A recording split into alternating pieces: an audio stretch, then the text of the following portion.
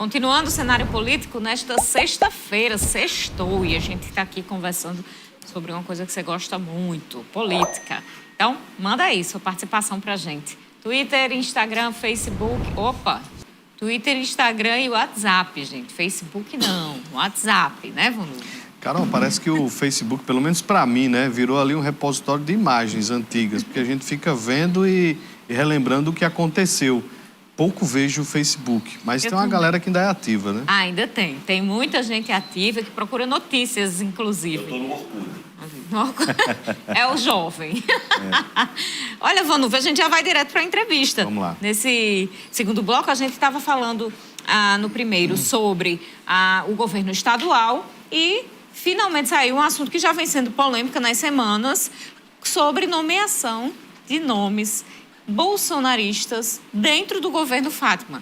Getúlio Batista assumiu o DENIT, foi nomeado pelo DENIT, ao DENIT, no Diário Oficial da União. O que isso significa? É pouco poder de Fátima Bezerra, de decisão? Na verdade, o cargo é federal.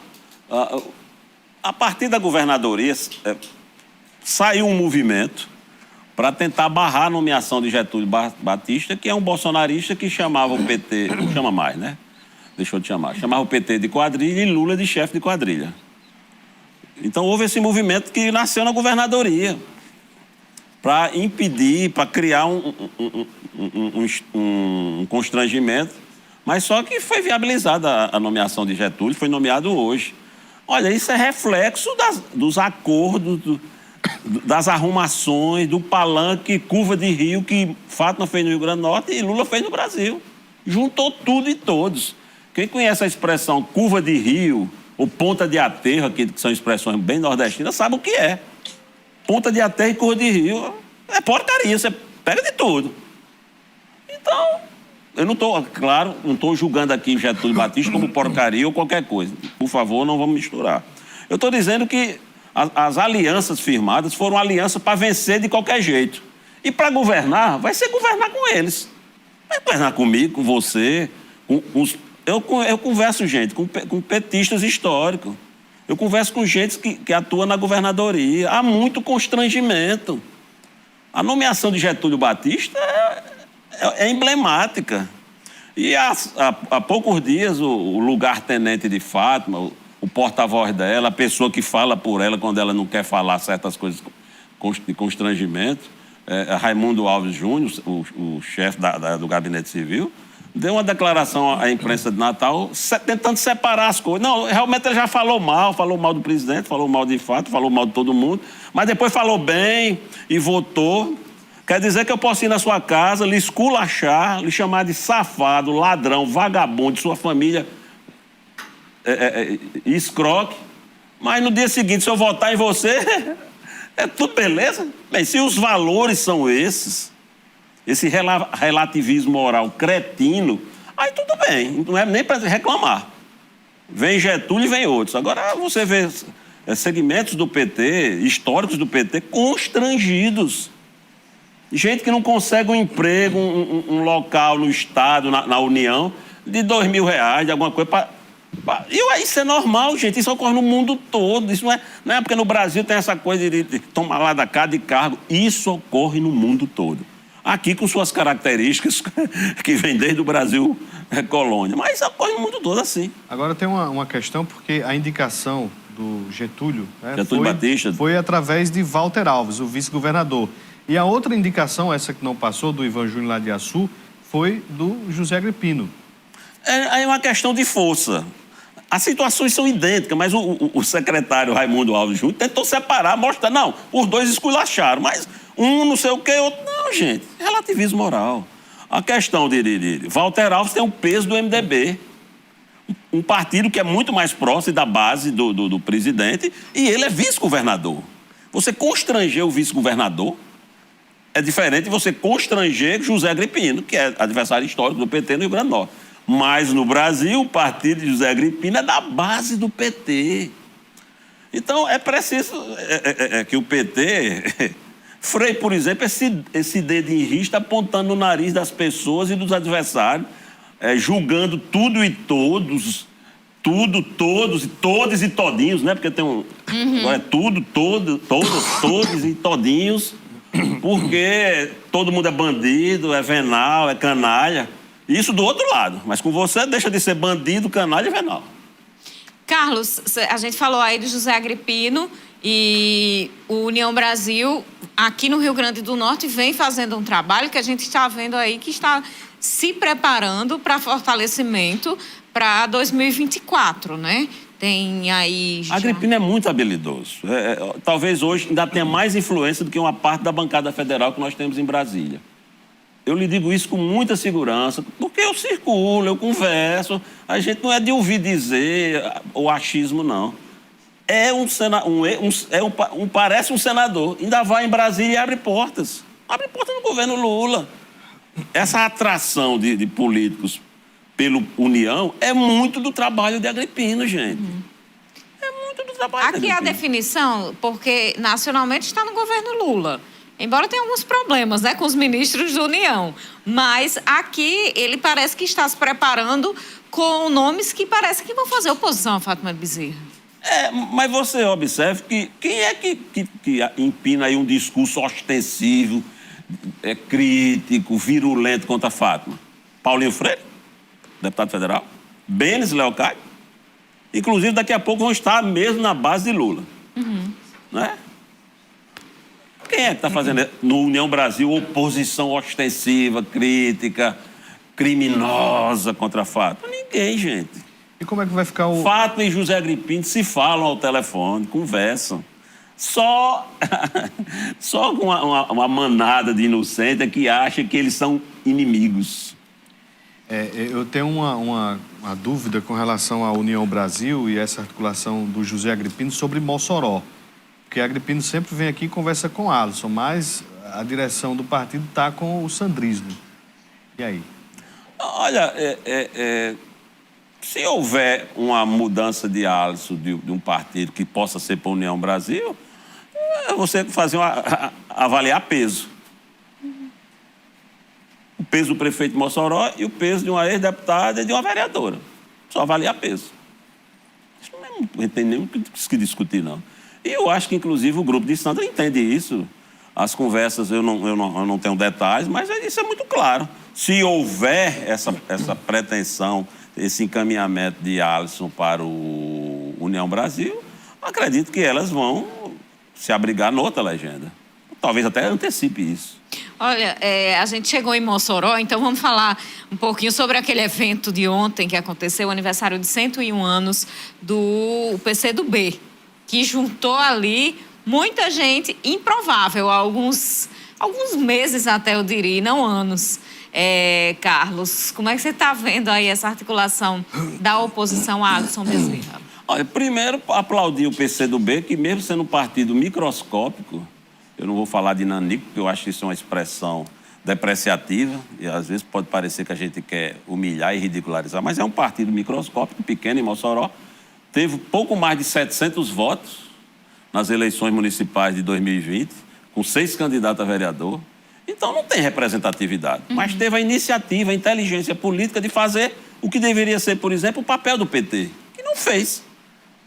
Juntou gente.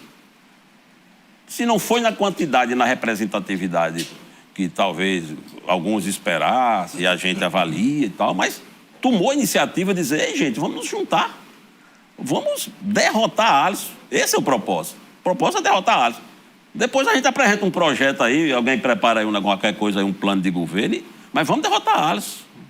E ali se juntaram pessoas que querem derrotar a Alisson. Então, é uma iniciativa que merece até aplauso. Agora, mostra também uma fragilidade de quem deveria articular isso. A presença de Rosalba causou, assim, uma certa estranheza, e realmente causa. Mas se a gente avaliar com frieza, Rosalba ainda é a maior eleitora de Mossoró depois do prefeito. Ainda é a maior eleitora. Só que não tem meios algum para ser candidata. E provavelmente não será. Não foi em 2022. Não reelegeu o sobrinho afim.